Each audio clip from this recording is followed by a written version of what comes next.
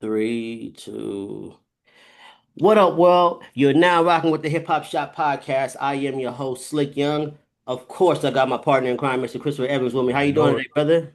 Doing good, man. Always doing good. We got a great guest. When you guys hear me say special, but this is special. We don't get to interview too many actors. Yeah. I'm just gonna name a few things. You let me know if I'm wrong here. Okay. Let's go. NCSI New Orleans. Yep. 24 Legacy, which was one of my Yeah. favorite Mhm. shows. Yeah, well, man. Also 24. Criminal Minds. Yeah. The little small thing called The Boy Next Door. Something small. Not Okay. I heard Jennifer Lopez was in that thing too. Yeah, I got work with her personally. Wow. And my personal favorite, I'm a big Power fan, Yep. Ghost.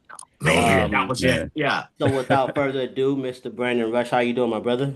I am doing so well. I first off, thank you both so much for having me on your show. I definitely feel honored to be one of the, I guess one of the actors that was on your show for earlier times. But I feel honored to be on the show. So thank you guys both for having me here Oh today. yeah. Very welcome, man. Let's get into your how you got to acting. We all as inner city youth, we all think we got jokes, we all think we can act. And I'm pretty sure Yeah. y'all can act, but how did you get into the professional field of it? Absolutely, man. So it goes back to two things. It goes back to college is really where it happened, but I'll mention the high school story real quick, which is I'll get that in a second. But in college, went to University of South Carolina, go Gamecocks, even though UCLA beat us yesterday. Man, right.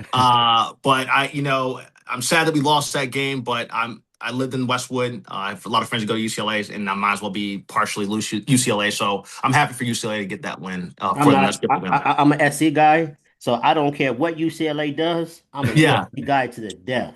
Oh yeah, absolutely. I got there's girls I know that went to USC too. But yeah, so I'm at University of South Carolina, and my senior year, I'm thinking about either going to get my MBA or studying acting. And my girlfriend at the time was the captain of the swim team at USC, and I went to go visit her in Maryland with her family, and they were big in the movies. And dude, her house was so huge that I was like, shoot, man, I'm gonna have to do something if I'm gonna marry this girl. And it ended up being the fact that I was watching a movie called Tombstone with her dad and her whole entire family, and the Kuglers are their names. And Dave Kugler and Carolyn Kugler were said that, hey, if acting is something that you really enjoy, Brandon, that's something you should go into. So I ended up graduating that December from USC, and I decided to go back and take an acting class that next semester. I took I was able to take some extra classes there as electives, and so I went and took an acting class and got the bug. Got hit with the bug there.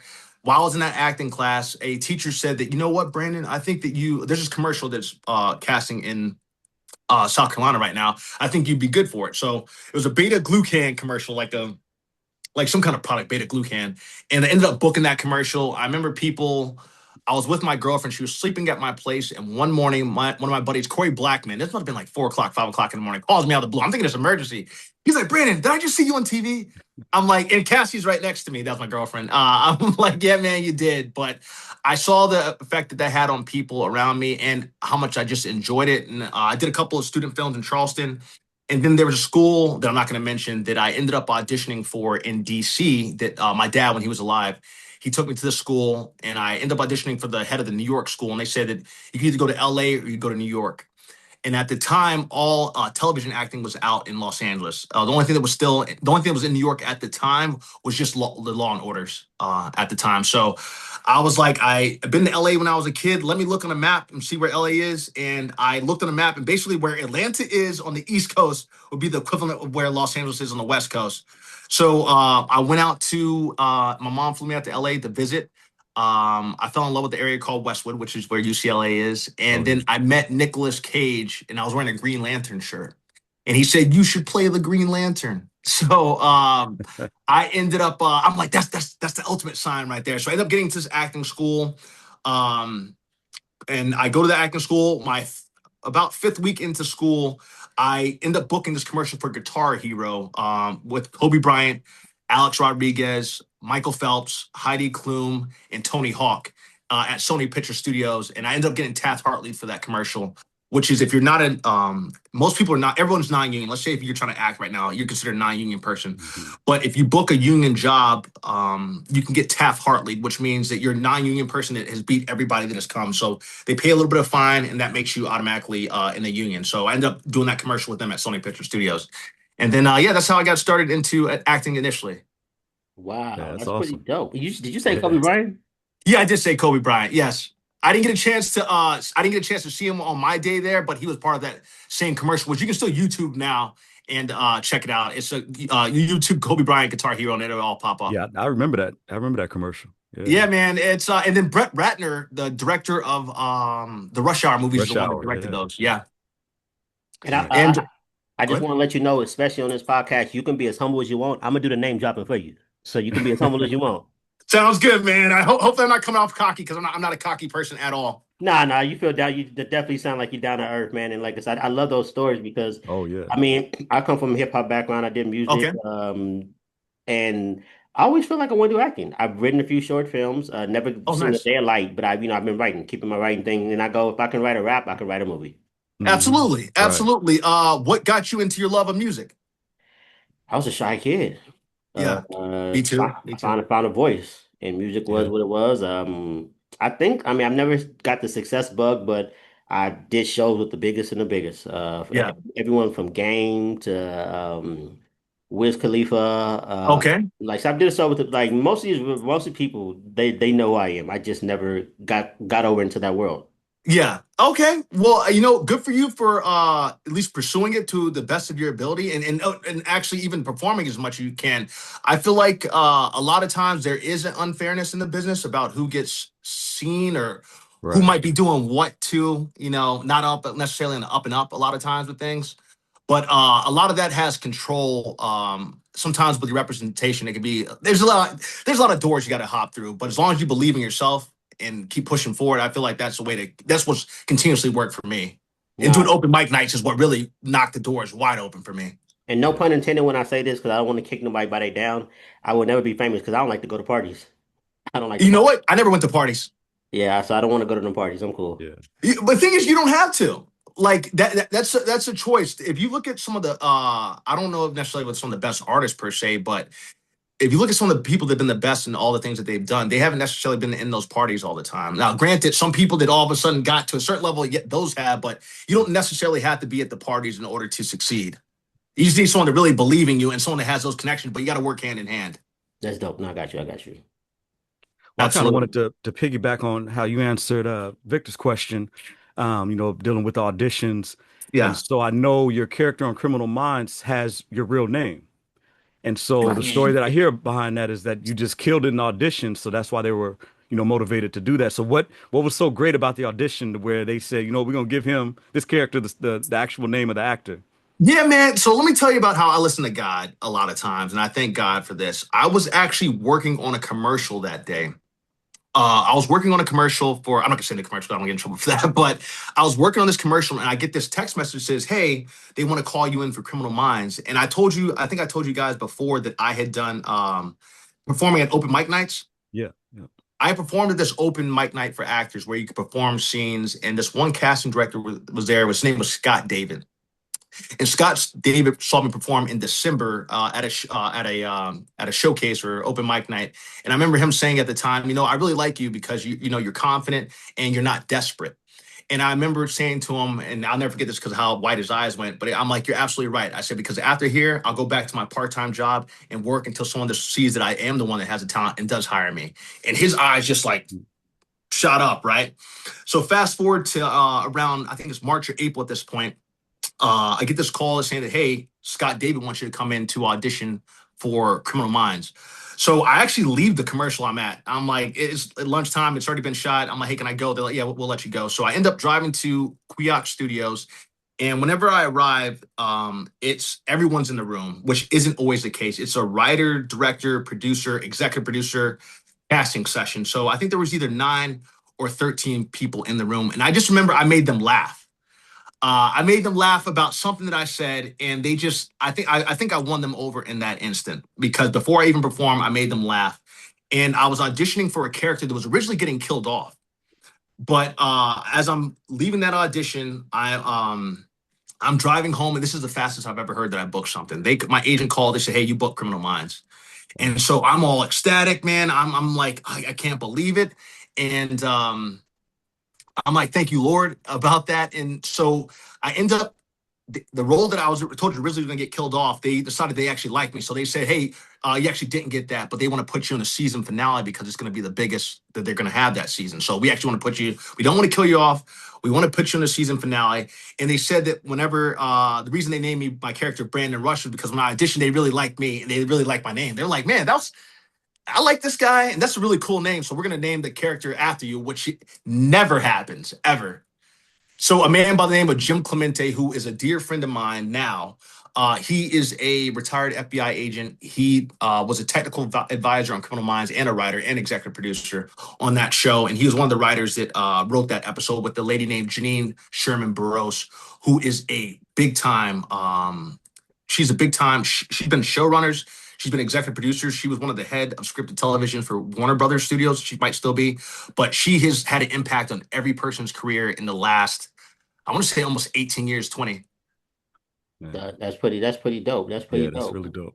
Thank you, Now, fellas. Yeah. what I want to ask you is, just for the, the viewers who may not know, I know a little bit of difference, but just I want you to explain the difference between when you're booked as a actor for a TV show, Okay. booked as an actor for a movie. What are some of the All right. similarities and the difference?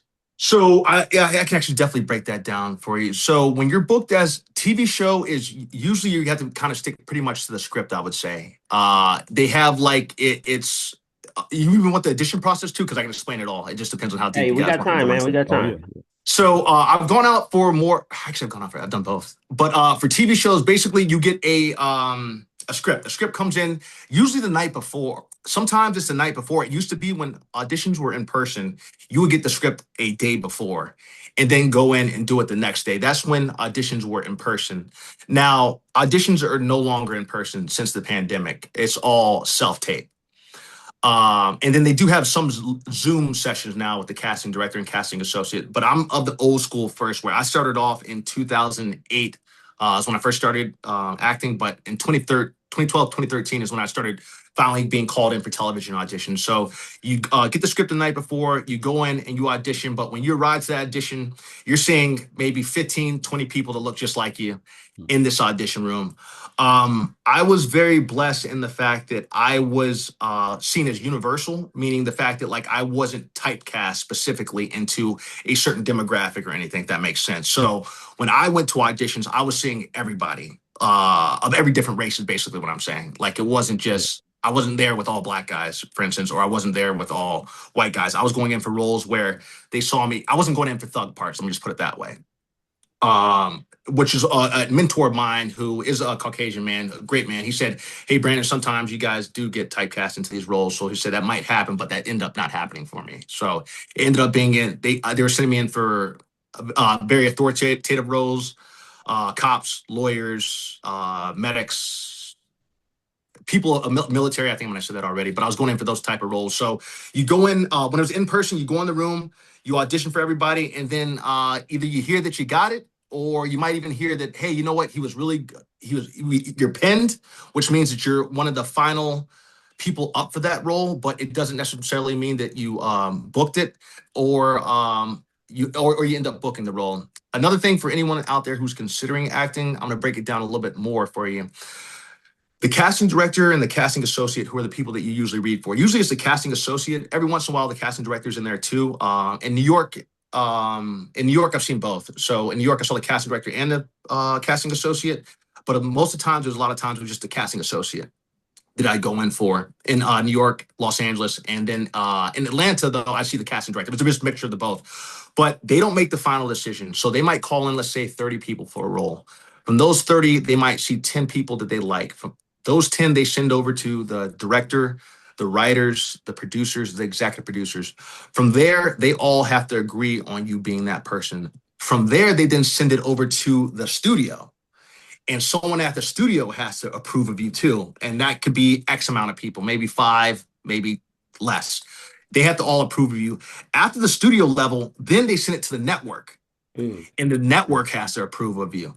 If any person in that cog, so you could have 50, 60 people making a decision on you getting that role for each role. So if any one of them says, hey, no, we don't want it, even though the writer, director, producer, they could all want you. If someone from the studio level or the network level says that they don't like you, then it's all over. So that's why I wanted anyone out there that's pursuing acting to realize it doesn't fall on the casting director or the casting director or the casting associate. They want you to get the part. They're your best friends, but there's people above them that are making the final decisions on everything, which I thought was important to say.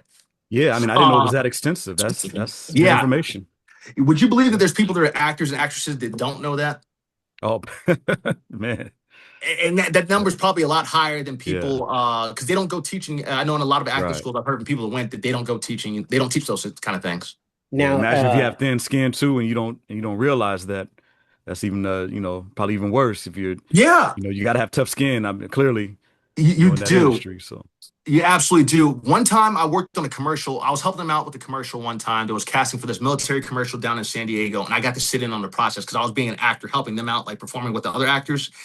And it was so heartbreaking to see because with commercials, you have the brand, like the brand of the people behind it. Like I don't want to use specific names, but the people that are the ones that have the brand or bringing the product to the casting directors. mhm. I would see them sit in a room and literally people had no idea how close they got to booking it. But some person would say, yeah, I don't know. Like I felt this way about this person. I felt that way about that person. And it was heartbreaking because my heart was with the actor and the actress out there who never knew that how close they got to getting that role that would have been life changing for them. They could have paid their commercials pay the most, which could have paid their salary for the year. Yeah, now, have you and ever had a yeah, situation that that's you ain't got great to be married? information. Oh, my bad, Chris. My bad. Okay. No, I was just saying it's good. That's good information that that he's given us.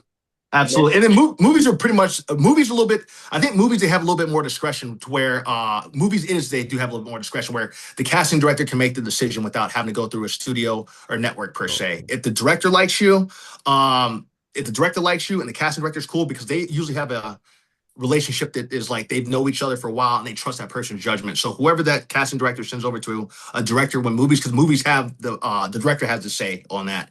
It's you're usually able to go with because then the director, let's say the director wants to fight with the studio on it, which has happened with an example, Al Pacino and Godfather. I was just thinking that. Yeah, Yep. they didn't want the studio, I believe, didn't want Al Pacino for that, Right. but Francis Ford Coppola did want Al Yeah, Pacino he for fought it. So hard for him too.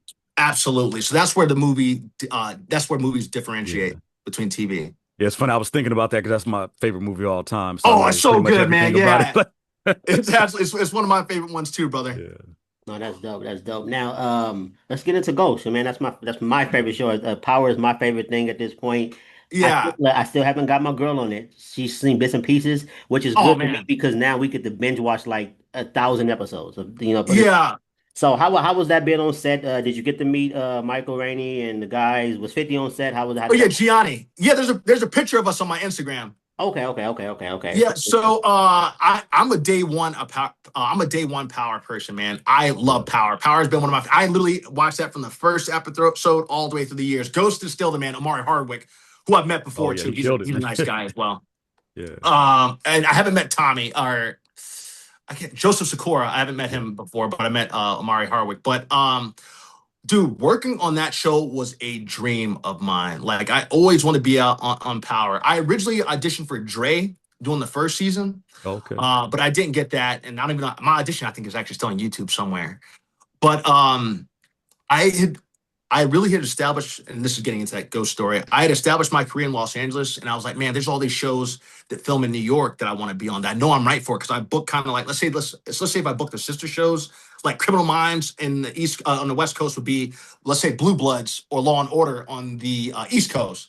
So I booked the West Coast versions of all these shows. So I decided the summer of 2017 to go to New York City. I had I created like a vision board and I put Power on there. I put Law and Order SVU on there, Chicago PD, Chicago Fire, Blue Bloods, Law and Order, all those shows on there. And I ended up performing at open mic nights for all of those people that cast those shows.